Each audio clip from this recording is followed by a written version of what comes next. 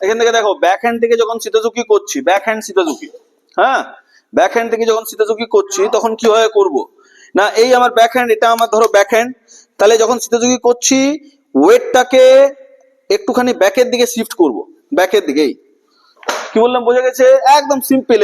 এই সোজা দাঁড়িয়েছিলাম, এই পজিশনে আসবো লাইক কিবাদাচি, সো দিস কুমিতোদাচি লাইক কিবাদাচি পজিশন, এখান থেকে এন্ড পুরো ওয়েটটাকে সামনে ঠেলবো হাতের সাথে, মাথায় ঢুকেছে?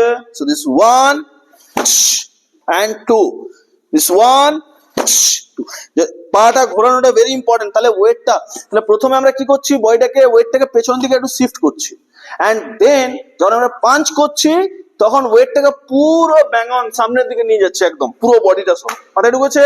So like this, like this, so like this 1 2,